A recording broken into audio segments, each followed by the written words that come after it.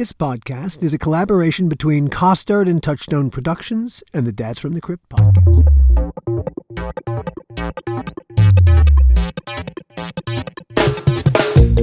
Hi, it's Alan, and welcome back to the How Not to Make a Movie podcast. This episode is a continuation of and the completion of the previous episode, Bordello of Blood, the Whole Schmear. Part 5. Endings are never pretty. As Bordello's production went on like a rowboat ride to hell, a feeling of resignation settled over us. Resignation and frustration. Ed Tapio was Gil's assistant, and so much more. These days, he's an incredibly talented TV producer in his own right. As we speak, he's producing All-American Homecoming for the CW. What I remember, Alan, is I remember Gil being so frustrated because no matter the schedule that we put together, Dennis would basically blow it up like the first 2 hours of the day, almost every day. When you say blow it up, what do you mean? He wouldn't do, something that was supposed to happen and you guys would have to try to work around it. He wouldn't hang on something or wouldn't walk a certain way or wouldn't go in an entrance the way Gil had blocked it out. And that Gil was constantly having to redo his shot list. I remember, just being so utterly frustrated for him because we couldn't seem to get a day that we had planned shot as we planned it because Dennis, every time he worked, he would blow it up. Gil Adler. Well, he didn't want to be there to begin with, and he wanted to leave as quickly as possible. So you'd think he would want to shoot as quickly as possible, but just to the contrary. We would set up a shot. We would rehearse it once or twice. We would say, okay, now we're going to release the cast and we'll set cameras and lights.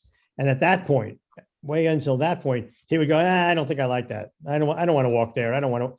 And I would say, well, Where do you want to walk? What do you see yourself doing? What is the character dictating to you? And he would go, oh, I don't know. That's your job. I don't know. So he would just tell me what he didn't want, but he could never tell me what he did want. It's quite amazing what $1 million won't buy you. Yeah. By now, if you recall, our schedule had flipped to accommodate Dennis's HBO show, which rehearsed in LA on Thursday and shot on Friday. That meant our work week, our Monday, was everyone else's Saturday. Well, that annoyed our Canadian crew who wanted to spend their weekends with their families and loved ones, not a bunch of mercenary American filmmakers with more money in their pockets than sense. The other actors in the cast also became frustrated with Dennis, because every day he'd ask us to shoot him out early so he could go back to the hotel and rest. That meant we'd shoot Dennis's side of every scene with the full cast, but when we turned around to film the other actors, Dennis would be gone, and they would have to act their scripted dialogue against Dennis's improvised dialogue being read by the script supervisor. Well, can I tell you, actors hate being disrespected like that. Corey Feldman felt especially disrespected. Corey showed up, he knew his lines, he was professional, He was Spencer Tracy. Corey was great. Corey, I mean, he was right on there. He was ready to do whatever had to be done and put the time in and take direction and have a conversation. I remember he had some good ideas and he was constantly pitching ways to make the character more interesting. You remember how Corey's relationship with Dennis evolved? Because it did. I mean, I think Corey tried to, in being a professional, he tried to have a professional working relationship with Dennis. He tried to be friendly with him. And I think Dennis wasn't interested. That's a nice way of putting it, Gil. That's a really nice way of putting it, because Dennis was just a dick to him, from what I remember. You could say that about his relationship with almost everybody. I don't know if you guys even know this, but I was doing runs across the border to Blaine for Corey and Angie to get them both cigarettes and weed. Oh, Ed, this is the whole point of the exercise. Start talking, Ed. No, I mean, Corey couldn't get a Marlboros. I don't know if you remember, there was no Marlboros in Vancouver. And so I went over the border one day, believe it or not, to go to Taco Bell because there was no Taco Bell in Vancouver. And I came across the market and I came back with a carton of smokes of Marlboros, and I brought them back for Corey, and he was like, oh my God, thank you. Because he used to chain smoke Marlboros and he didn't like whatever he was buying in Vancouver. And so for like 4 straight weeks, I would hop over the border. I'd get cigarettes for him and for Angie. And twice I picked up a couple of joints for him too, from a friend of mine that I had in Blaine. And the weekend that I stopped doing it, they searched my car from top to bottom. I didn't have anything in the car. That's one of the reasons Corey was so in such good shape, because I was supplying him with the cigarettes. I was basically his prison bitch. The thing we were most apprehensive about as we stumbled forward was whether or not our makeup special effects would play the way we needed them to. Hiring Dennis, an actor our audience didn't really care about, forced us to cut our special effects budget, which was stupid because makeup special effects are exactly what our audience cares about. Chris Nelson and his Canadian crew were all very talented. Chris is an award-winning special effects artist, but he wasn't that award-winning special effects artist at the start of his career when we hired him. But then, it simply isn't fair to expect expertise from people who aren't experts yet, especially when you know this about them.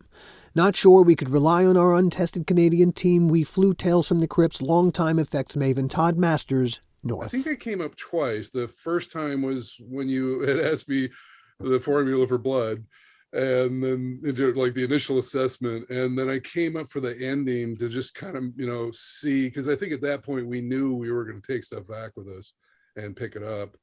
So I came up to kind of, witness the connective tissues. And I remember, I don't know if it was quite pleading, but I remember going to Gil a couple times. I remember coming to you and saying, like, let's not shoot the final stage of Angie because she looks like Witchy Poo. And if we shoot it, then we have to recreate it. And that's going to hurt because it's going to be the same thing, just as silly and costing probably the same amount, if not more, to do it over again.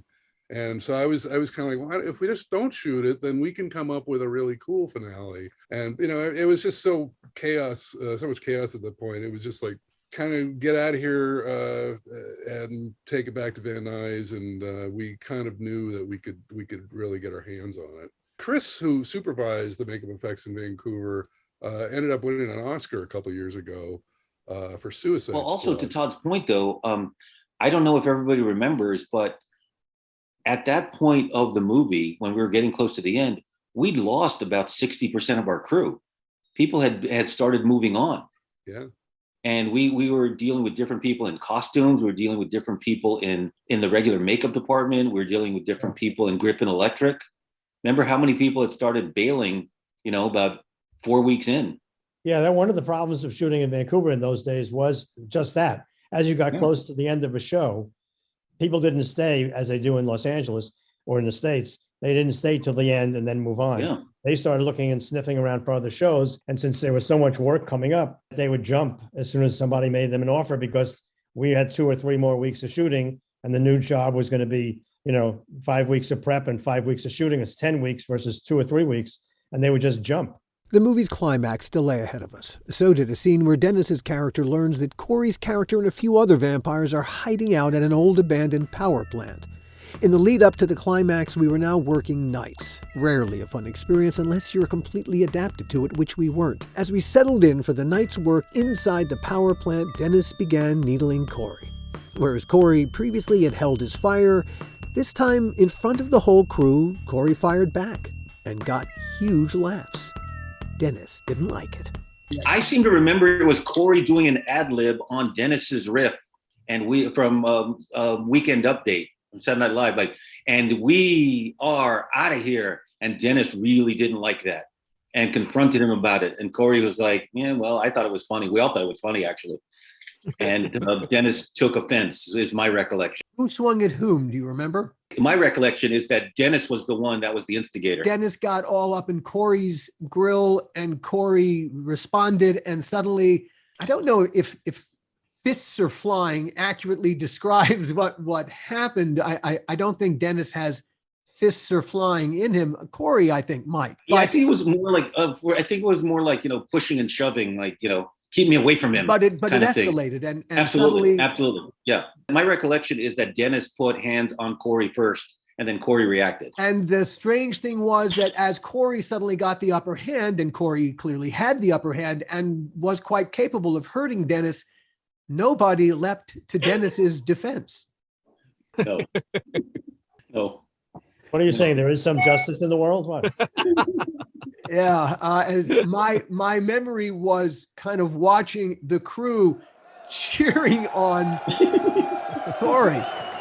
And then suddenly Lee Knipperberg suddenly realizing, oh, I can't let this happen, can I? Lee Knipperberg was our first assistant director, the adult on the set. Lee Knipperberg was the one who stepped forward and separated them. Yeah, that's how I remember it.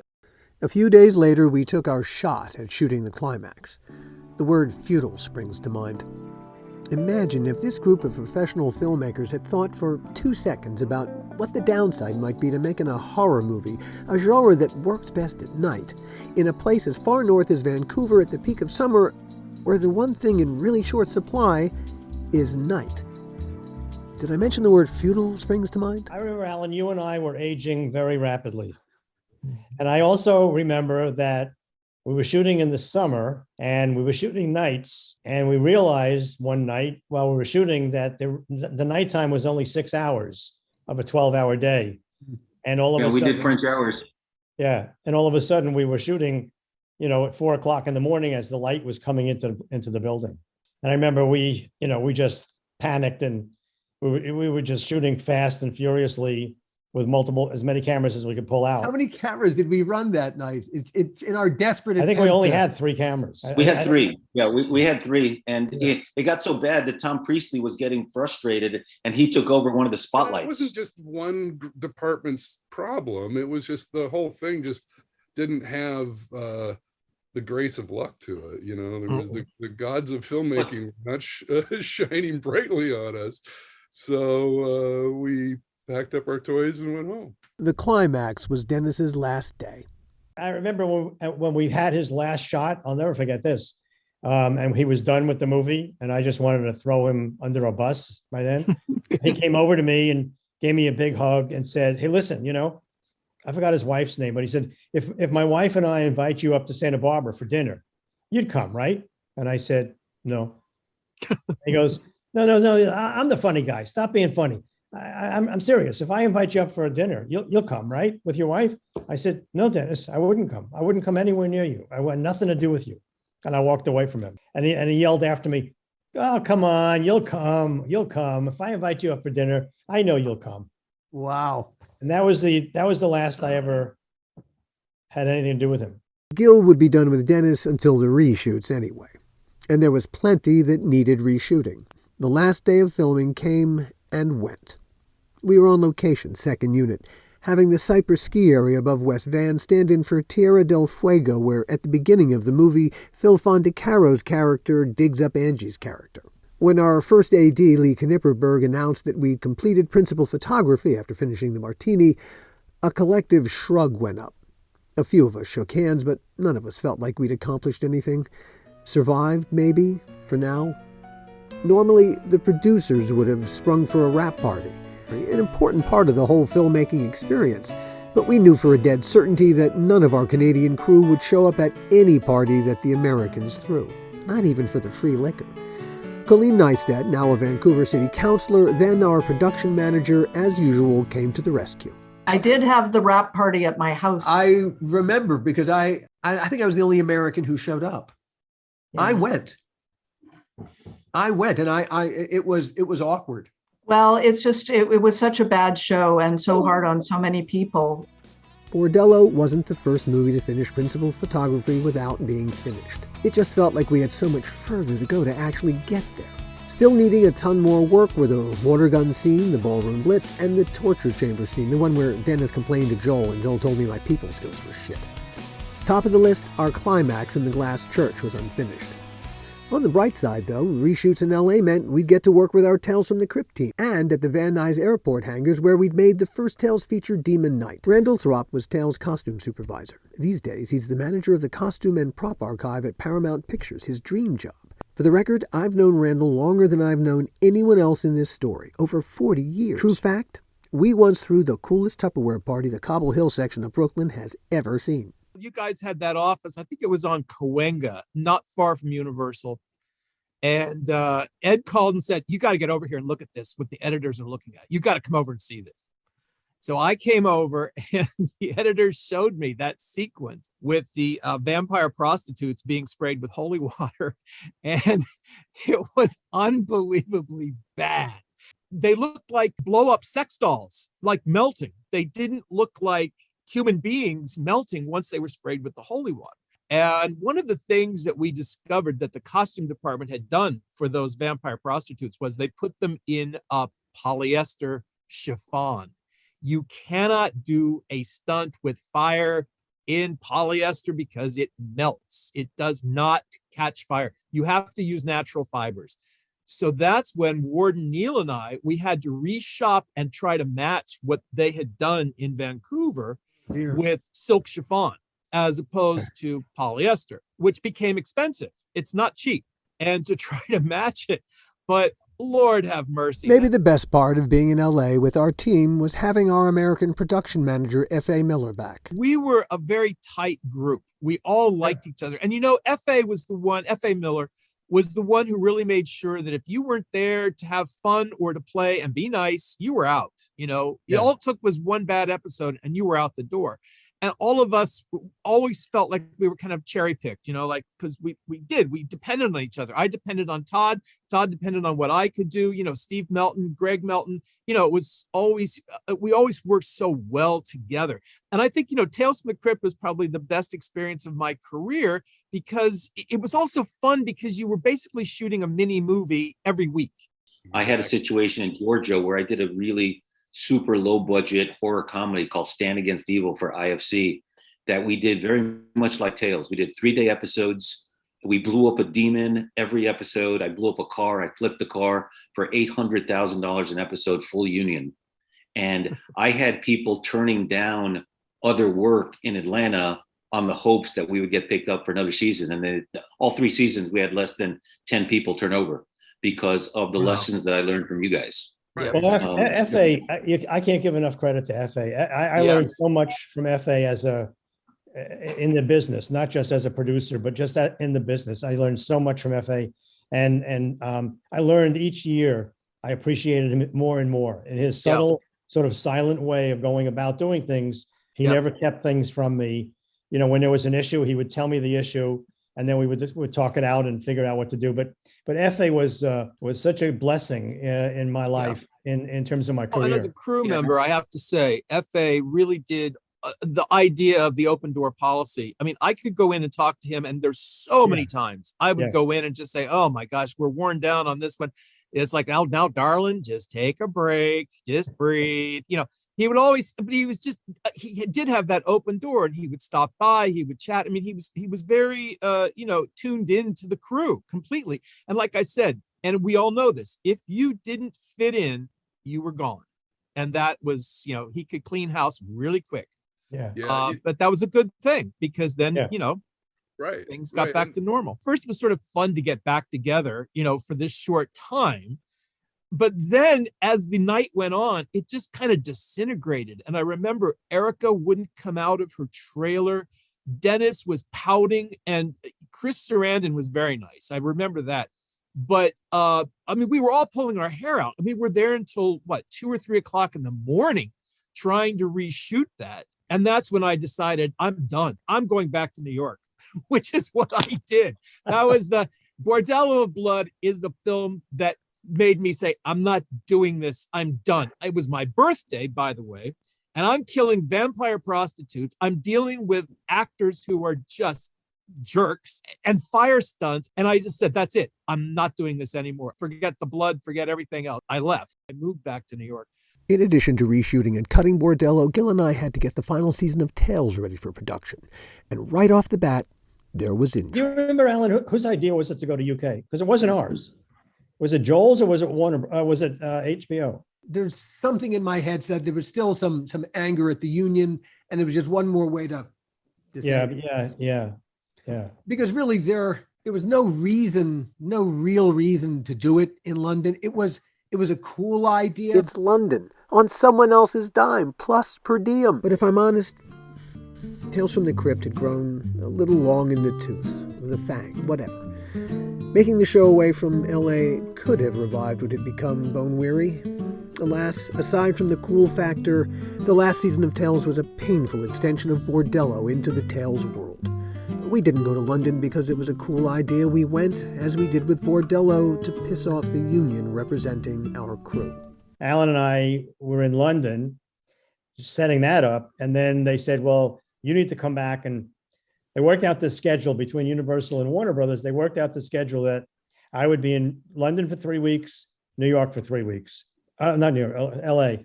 So I could cut the movie and then I would go for 3 weeks and come back and they would, and so we did that. I mean, Alan, we did that for a long time, right? Yeah. London, what we started with the feature film, that seems to be when the wheels began to kind of come off, when suddenly some of us got excluded for one reason or another, neither here nor there, but suddenly the team wasn't the team. Bordello of Blood certainly exacerbated that feeling amongst our crew because, man, we left the country. Yeah. And then the last season of Crypt comes up and we leave the whole continent. Yeah. I don't know if you remember, but you guys entrusted me to go after everybody. And we literally went after everybody. I mean, I remember Daniel Day-Lewis, calling and apologizing because he was doing a kids play in Newcastle. I mean, they were all so nice. Ewan McGregor inviting us to the Train Spotting premiere. Jane Horrocks, inviting us to filming of Ab Fab. It's just so much of, different than here in the States, the way the British actors approached everything. Or Oasis coming and using our stage. Remember when Oasis came and used our stage for the music video? When we got there, first of all, all these actors who they said, we're going to get all these English actors, which we couldn't get here because we can't fly them over and they'll work for us at Ealing Studios. We found out, nobody wanted to work in the UK because of taxes. Yes, right. Yes. When we called Lewis Gilbert, who lived in Ealing, and I got his phone number and I called him and I said, I love your work. I want to work. I want you to do. And he goes, oh, my boy, I love Tales from the Crypt. A wonderful show. I love that show. I'd be delighted to direct one. I'm going, wow, this is going to be great. We're going to work with Lewis Gilbert. And I said, Lewis, I'm going to send over a car tomorrow morning, pick you up at your house and bring you over to the studio. And he goes, wait a minute, where are you? I said, I'm in the Ealing Studios. And he went, oh, no, I can't work here. Tax situation. No, I thought you wanted me to come to Los Angeles. And we got the same reaction from Roger Moore. Roger Moore invited us to go to Switzerland. We had so many people say to us, if you were only in LA and you wanted me to come and you'd pay for the flight, I'd be there. And we couldn't, obviously, when we were shooting in LA, we didn't have money for flights like that. So we didn't use them. But when we got to London, we found out, we can't get these people anywhere. Yeah. Our structure, we were 3 days in, 2 days out. That system did not work there because, you can't build as much there. There's a reason why they use locations so much more. They're great locations, or any kind of great location you want. It's tricky to get to those locations because, London's a very slow city to move around. We bumped into all kinds of problems. Our first English production manager, a nice man with some lovely credits, but he misled us repeatedly. I don't know if you guys remember, I was the first one there. I got there 3 weeks before you guys, and I was looking for apartments. And Gil, do you remember the "Where are the Makita" conversations? Oh yeah. So we had Malcolm, our first production manager. Malcolm, right? Malcolm. Like I said, I was the first one there. I was there 3 weeks before everybody, and I had apartments. I had like 5 apartments for you to look at, Alan. 5 for Gil. I had some for Greg. I had one for Scott. When you guys all got there, Greg came up with the plans to build for the first episode, and like 3 days into prep, Malcolm comes to me and goes, yeah, we're having a hard time with the sets. And Gil walks on the set and sees guys hammering with nails. And he looks around and goes, where are the Makitas?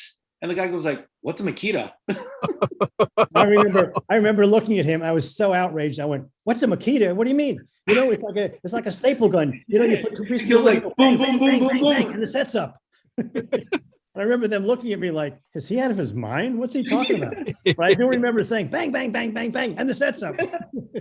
Back in Los Angeles, we were used to our construction crew arriving at our stage with their pickup trucks loaded with tools. In London, our construction crew arrived at Ealing Studios having just gotten off the tube.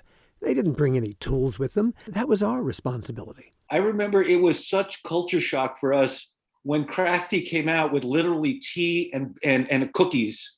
And that was the craft service cart.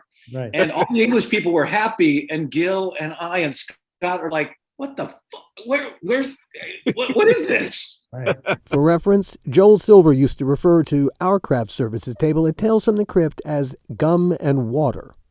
I remember Malcolm and having a conversation with Gil and I around about the first day of production when the question was asked, do we put the biscuit tin down on the cart, or do we hand them out. If we put the biscuit tin down, the lads will take more than one, you know. I even, how about the conversation, Gil, with Malcolm when we had our standard deal memo, and he's like, looks at us like, you can't have that. It's like, what's wrong with it? It says they can't drink on the job. They all go to the pub at lunch and have a beer. Right. So we rewrote it to say no drinking on the job except for a beer at lunch on the company pub. Yeah. And even then, we didn't want to do that. I remember being very resistant to that, going, I don't like this. They're going to come back and they're going to be, you know. And you go into the canteen and our whole crew was in there having a pint. Yeah. It was such culture shock. And when we did do catering, the double-decker buses, you know, for food was just so odd. It was just so odd. And the food was horrible. Do you remember, Ed? I suspect you'll remember this because I remember it rather vividly, that we got a phone call. We needed to bring out another bus for lunch. What happened to the bus? We have a double-decker bus for lunch. He goes, yeah, we can't use it. They threw up in it. And I was like, what? Yeah, the crew threw up in it. I go, the crew? I mean, was it one person, two people? Well, more than two people. Well, what happened? Well, I think the food was off. And I'm like, what? I mean, do you remember that? I do. Yeah. Sadly, I do. When you were talking about the double-decker bus, that image just came back to me because I remember going out there and seeing throw up all over the bus going, holy shit, what the fuck is this all about? It's funny, the little things that you remember, the little tiny snippets. Yeah. I remember when Bill Malone was directing and you and Alan had gone home and you had left me to close. And you had told me that, pull the plug at 10 p.m. And Bill needed like 2 shots left. And the first AD comes up to me and says, we're probably going to go till 10:30. And I said, no, I'm pulling the plug at 10. He goes, no, we'll get to work, but it'll take till 10:30. I said, no, we're pulling the plug at 10. And he goes, you're an assistant. You can't do that. And Bill Malone looks at him and goes, yeah, he can. Yeah, he can. He's speaking for Gil and Alan. He can do that. And Bill looks at me. It's like, calm. He goes, I'll get it, Ed. Don't worry. 10 o'clock. We're good. He got it, right? Yeah. Oh, yeah. He got it. Yeah. The last season of Crypt was subpar. Mea culpa. I took my eye off the Tales from the Crypt ball to focus on the new Tales from the Crypt-like show HBO had ordered from the Crypt partners based on all the old EC science fiction comics. I'd been pitching ideas about it with no luck. I figured we'd sort out what the show was when we got back to LA, except that's not what happened. It turned out Joel had other plans, and they didn't include me. Alan Kassir, our manager, called me one morning while the negotiations were still ongoing. He said, I need you to come to my office. So I went to his office in Century City. He wanted to tell me in person that Joel decided he doesn't want you to do it. He's not going to negotiate with you anymore. And that was it. I said, but Gil is still doing it. He said, oh yeah, he wants Gil. That was hard. Mm-hmm. And I took it rather personally. There was a moment, I think it was a day or two later, I guess, and I don't know what precipitated this phone call, but for some reason, I was sitting in my house in Los Feliz, and I get a message being left that Joel Silver and Bob Zemeckis are calling me. And for the life of me, in retrospect, I can't imagine why I didn't pick up the phone or return their call, but I did not. Now I know why. I was so angry. Right. I was beyond any reason, but I would be willing to bet if I either picked up the phone and had an adult conversation, I would be willing to bet that I would not have been completely cut off the way that I was. Scott Nimmerfro told me a couple years long after the fact that I kind of took it the wrong way because the intention wasn't to cut me off, that there were a couple of those horror movies that you all did where Joel would have been quite open to me working on them, but I never returned a call. Now, that's not what he said. That's what I'm saying. I don't know.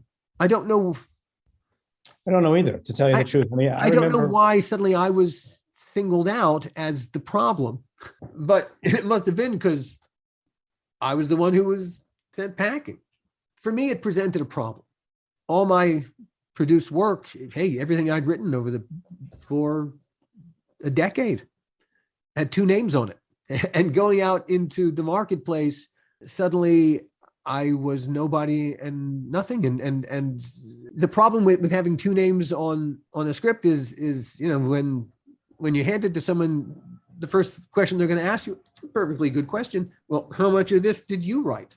And so I was stuck literally having to go back to square one in a sense, because Alan Kassira was he tried to get me to do really the one thing that I should have done in that moment. Hey, Scott Nimmerfro, in a moment like that, I know what Scott would have done. He'd have sat down and he'd have written a script. Mhm. You want to know who I am as a writer? I'll show you. But I was experiencing the very beginning of a writer's block, because unless I was being paid, I had no interest in writing. And I was interested in writing whatever the man wanted. Hey, what do you want me to write? So I put myself into a really dumb place. The shortest answer to solve my problem was to sit down and write a goddamn script. You know, when I approached you and I said, I need to take your name off our scripts, that was a problem. And I can understand why that was a problem. I think that might have been part of why we became acrimonious. I think you resented me asking to do that. I can't remember that was what it was. I just remembered being very disappointed and just being very like, I don't understand why did this happen? And if it did happen, why don't we continue on? Yeah. And to tell you the truth, you know, I wish I would have known that Bob and Joel called you, because I would have jumped in there. You know, because I had conversations with Joel, which were not, you know, very nice, to the point where I was convinced, you know, he was going to throw me out of the office as well. Because I said, what the fuck are you doing? You know, what does this got to do with you? This has nothing to do with you. Why? And he never gave me a real answer that answered the question satisfactorily or even unsatisfactorily. You know, my relationship with Bob got stronger and stronger. I used to always say to Bob, I don't understand. I just don't understand. Steve D'Souza and Peter Iliff became really good friends of mine along the way. I used to talk to Steve more than I would Peter. You know, his stories about writing or rewriting Die Hard. Yeah. His stories about that are just, I mean, unbelievable. And his relationship with Joel as in that writing process and the pressure and all that. Yeah. And even talking to him didn't really help me any, because he didn't understand it. I never quite understood what was motivation, what was the purpose. And I would often ask Bob, and Bob didn't want to deal with it, you know, because he would just blow it off and say, well, you know, Joel, it's Joel, you know, he likes to divide and conquer. He likes to do this. He likes to do that. Yeah. I never really got to the bottom of it with him. Divide and conquer is there's something to that. In retrospect, you know, as I look back at Joel tried repeatedly to offer me things. Joel handed me his copy of the Sandman graphic novel. He put that into my hands personally. He said, you should read this. Now, when Joel Silver hands you a piece of material, he's saying, read this and get back to me. Yeah. That's what he's saying. Yeah. Why would you not read that and get back to me? And I did not. Now, in part, I thought because, you know, why are you offering this to me? I work, you know, Gil and I are a team. And so I saw that as no. But I think there's some truth to that I think Joel just thought differently. And I think Joel didn't care about, you guys think you're a team. It's neither here nor there to me. You know, I'll use you as I need to use you for my own ends, which is perfectly understandable. That's. Yeah, because also after that, I would see him do stuff like you just said, offer it to one guy, only to have it come back and them do it together. After the fact, that when they came up with an idea or pitched the story, and he went, "Oh, that's fantastic." Yeah. I heard from Nimmerfro that Joel didn't have a particular problem with me. He's a disruptor by nature. Yeah. And, you know, he just thrown a monkey wrench. There was nothing more than that in it. It's not like there was an idea he had that was better. He's disruptive. Yeah. And hey, man, that's who he is, for better and sometimes for worse. The thing that I sort of missed terribly was just getting together every day and doing the work. You know, that's the thing I missed the most. And a lot of it, I blame myself, because, you know, why didn't I pick up that phone and call you and say, what the fuck, what's going on here? What's going on between us? Forget Joel, forget everybody else. Who gives a shit about anybody else? And I didn't. And I don't know why I didn't, except I know I got very busy with work and I was very worried about working. Sure. But even I can't blame it on that, because I go, no, you're bigger than that and you're better than that. And why didn't you? Why? And I don't have an answer for that. And so the Crypt team went one way and I went the other. Joel called me one day and he said, you got to go have lunch with Bob. So you guys talk and come up with a show. So I called Bob, and Bob was over at Universal. I said, listen, Bob, I don't know what to tell Joel. What are we going to do? And he said, tell you what, just come on over. I'll get deli from Jerry's. I'll get chocolate chip cookies. We both like that. And we'll have lunch and we'll talk. And then I'll call Joel and I'll say, we had a nice talk, but we didn't come up with anything. I said, great. That's good. Okay, let's do that. So I go over, have lunch with Bob. And while we're talking, we're talking about our youth and what we liked and what we didn't like. And I was saying like, well, I kind of liked Outer Limits, like the gallery. Night Gallery. Yeah. And he said, yeah. And he said, I like this and that. And I said, yeah. And why do we like that? Why did we like that as kids? I said, well, it was different. It was weird. It was quirky. It was, it was unexpected. Yeah. I felt the same way. And so we finished our lunch. We finished our cookies and I go, okay, Bob, I'm going to go. Don't forget to call Joel. And he goes, no, I'll take care of it. So I go home, and that night about 8:30 in the evening, the phone rings and it's Joel. And he goes, what the fuck is the matter with you? I go, what did I do now? He goes, why don't you tell me what's going on? And I go, I don't know what you're talking about. He goes, I got off the phone with Bob and I had to call Bob. He didn't call me. And I had to say, what happened to you and Gil? And he said, well, I want Gil to tell you. So tell me what it is. So I go, what are you talking about? And he goes, tell me the idea. Bob said you had a really good idea. Tell me the idea. So I go, well, Joel, we had a few of them. So let me check with Bob and I'll call you back. Let me just call Bob. And I call Bob and I go, Bob, are you out of your mind? I got Joel calling me, asking me, what's the idea? We don't have an idea. There is no idea. And he starts to laugh and he goes, well, why don't you tell him, it was like what we said about our youth. We like this and we like that. It was twisted. It was this and that. And it was funny, but it was scary. And then just say, we're working on it. And then he'll leave us alone. So I go, Bob, I thought you were going to talk to him. Just call him back. So I call up Joel and I tell him, and there's a silence after I speak. And he goes, I love it.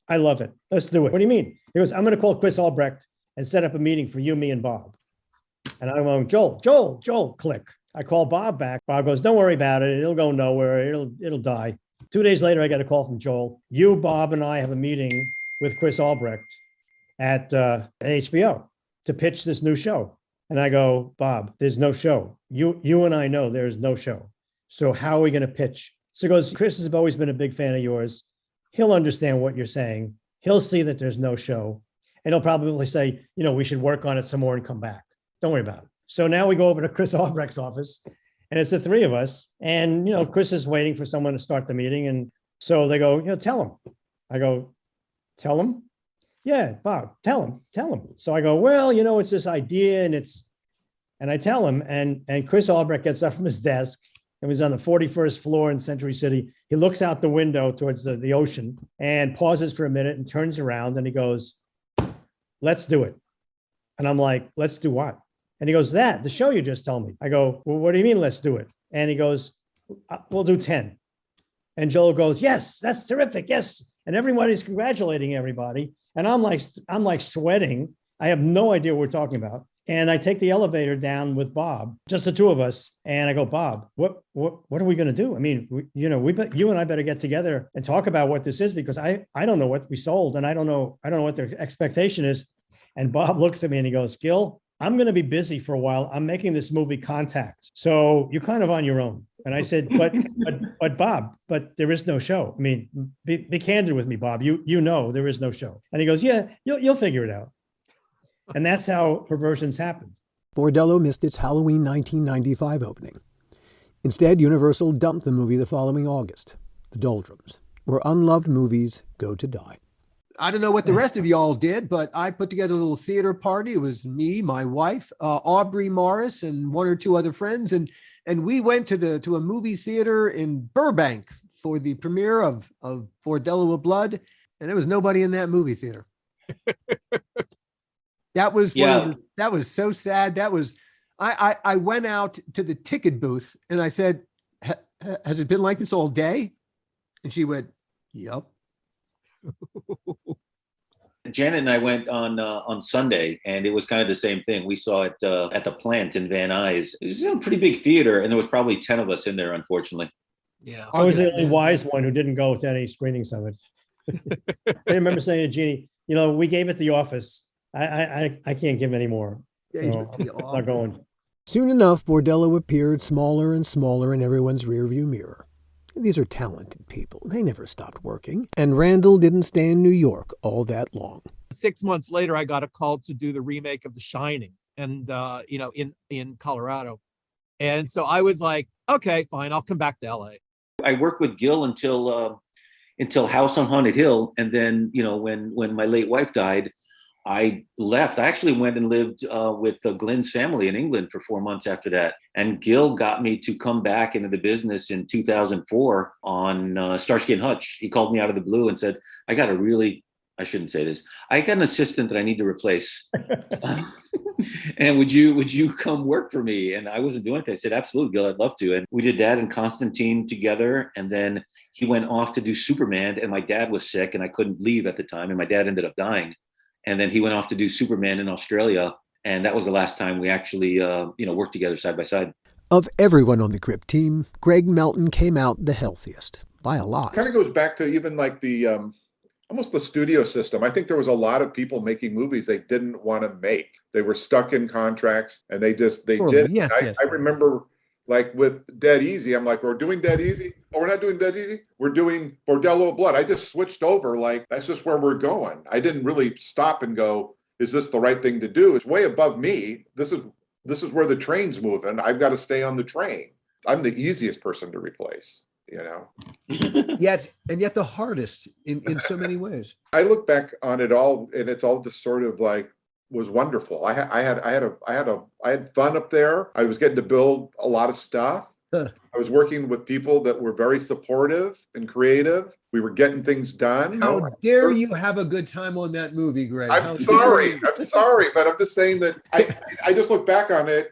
I obviously had a much different experience. You were really in the trenches, of like, I know what goes on. I read the emails that Frank would send AMC that got him fired. That's Frank Darabont, another Crypt alum, getting fired from The Walking Dead, the show he developed and executive produced. Greg was Walking Dead's production designer from 2010 to 2012. He helped create the show's look. He's a real big part of its success. I'm so glad I don't have to deal with any of that. I'm just down. I've got my little department. We'll do this. I'll pick some colors. Everybody will be happy.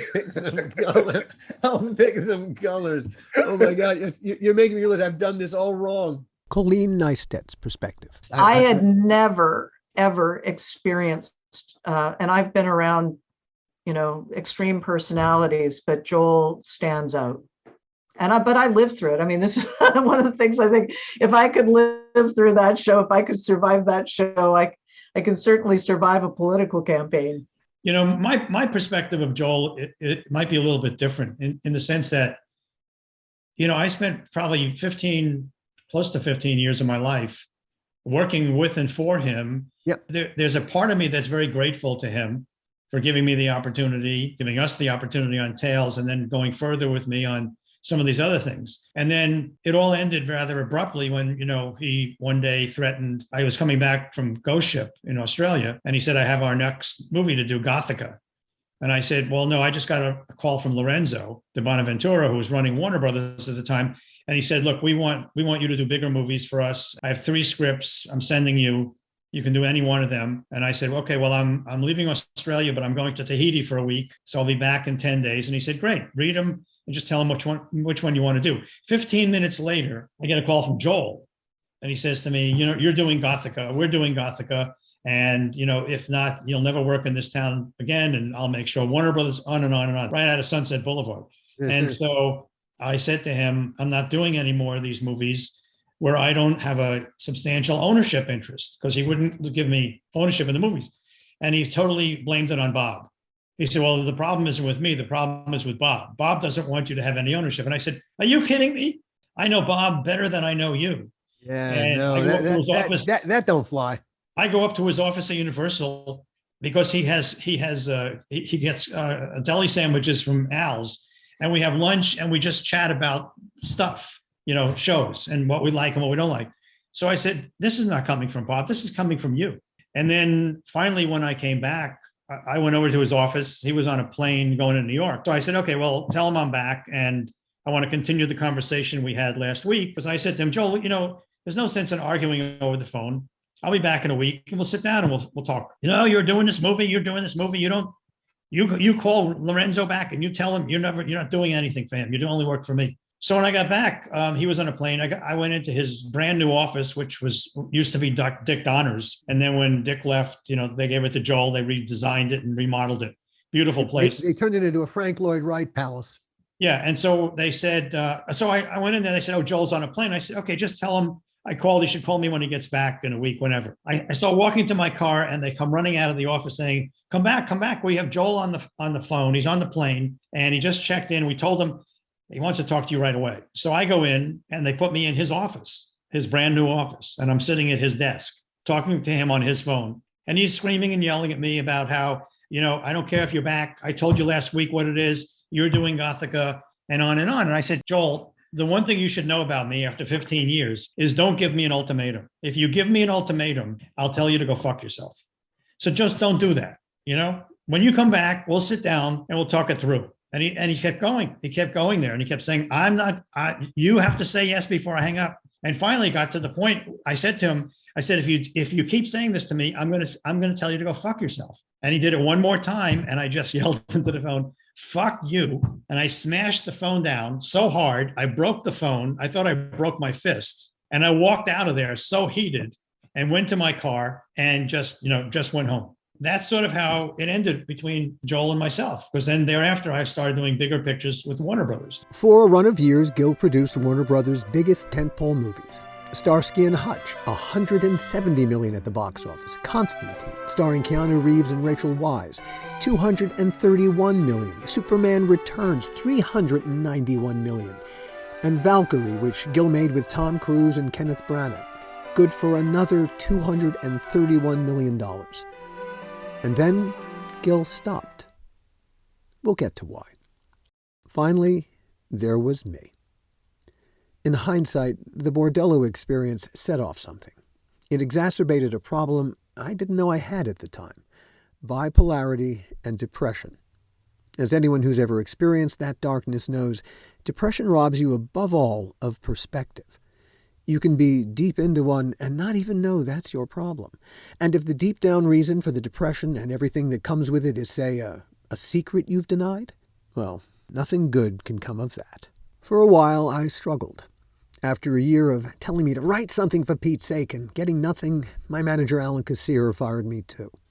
I struggled some more until Scott Nimmerfro introduced me to the guy who'd be my agent for the next decade, Nick Mechanic.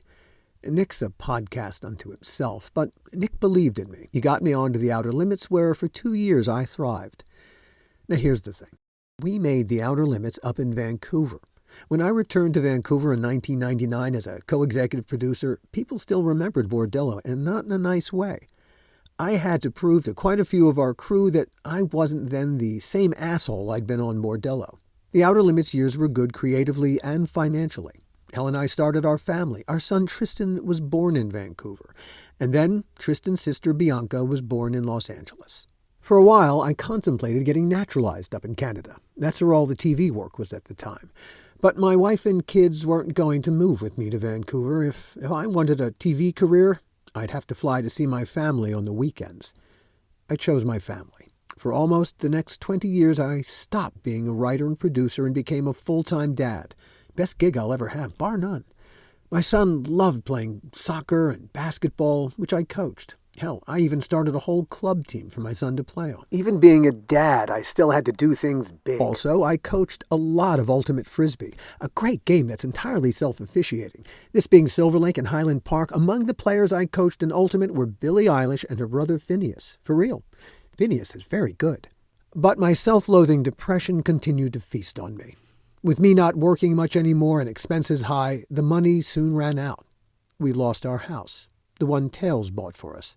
We went bankrupt. 3 days before Christmas 2016, a month after Trump got elected, I came within literal inches of killing myself. Here's the public service part of the podcast.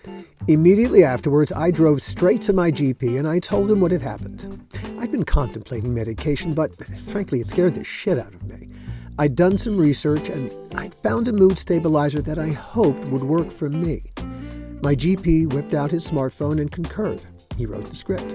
That night, I told my family what I intended to do. They were grateful. I was finally doing something about it because my self-directed rage was doing everyone harm. And that's when I got really, really lucky. Within 36 hours of taking that first 25 milligram dose of lamotrigine, I leveled. I literally felt the depression lose its grip on me. And I started to get healthy for the first time since I was 14, it turns out.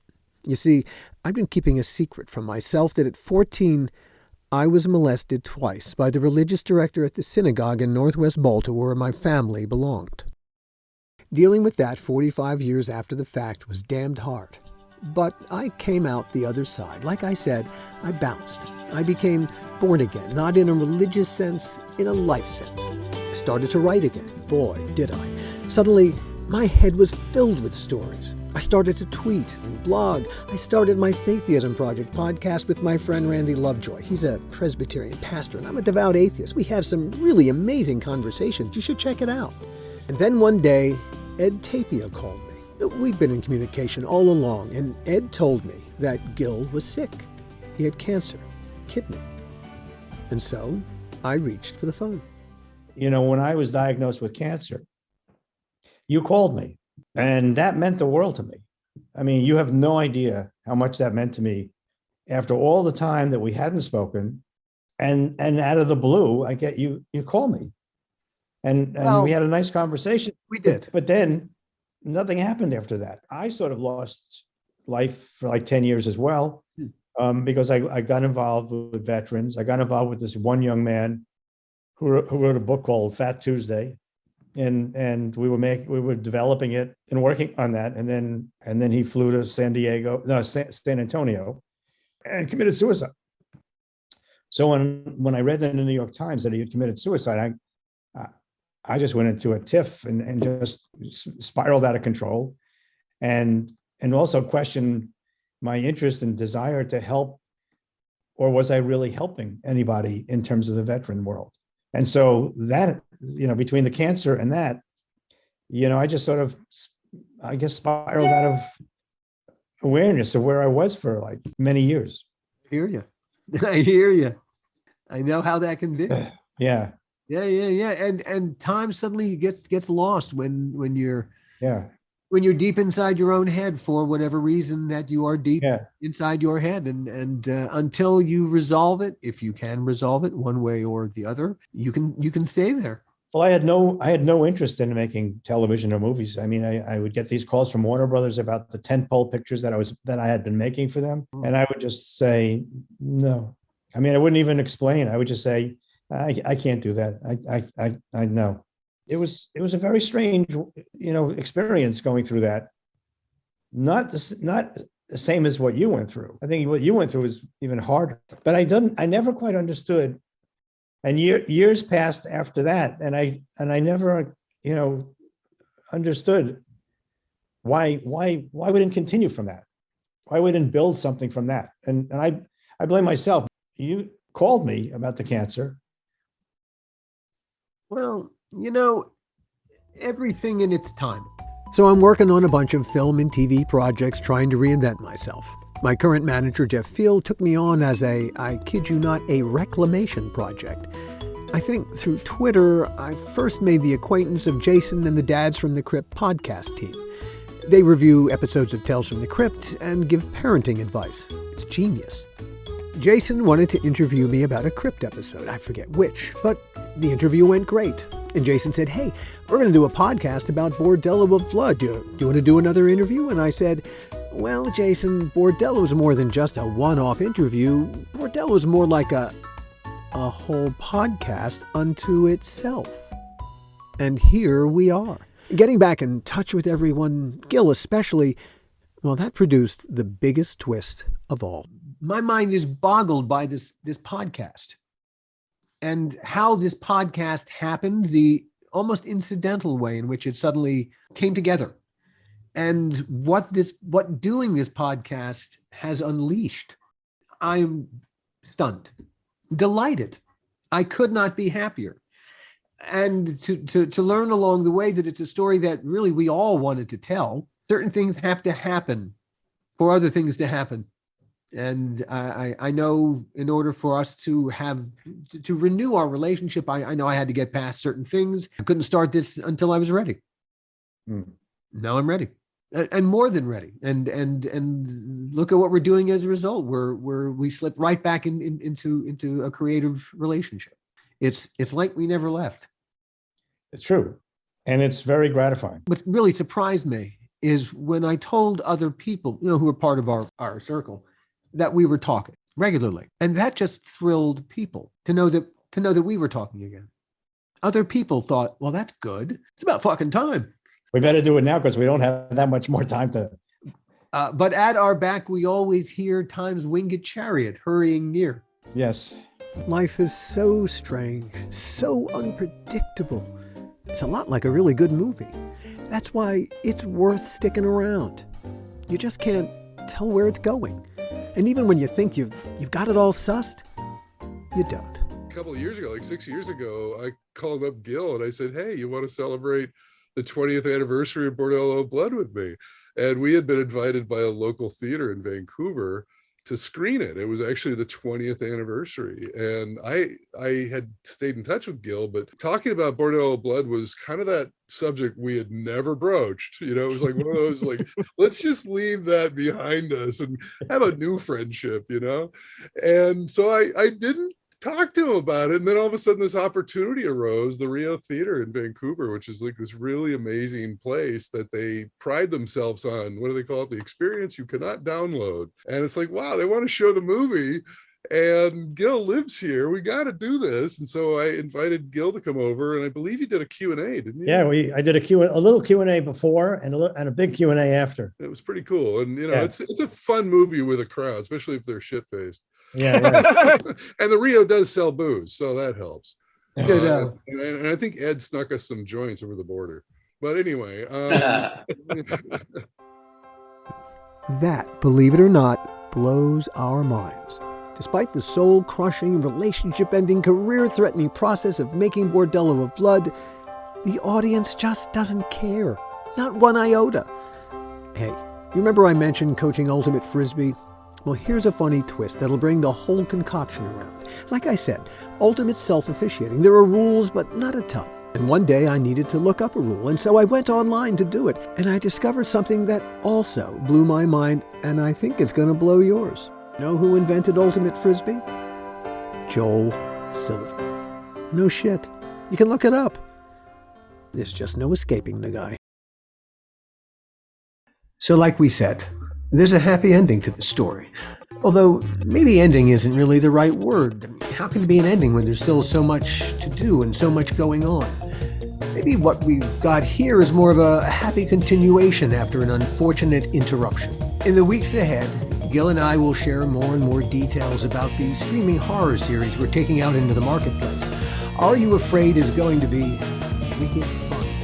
It's about flesh-eating ghouls, you are who you eat. More details coming very, very soon. Next time.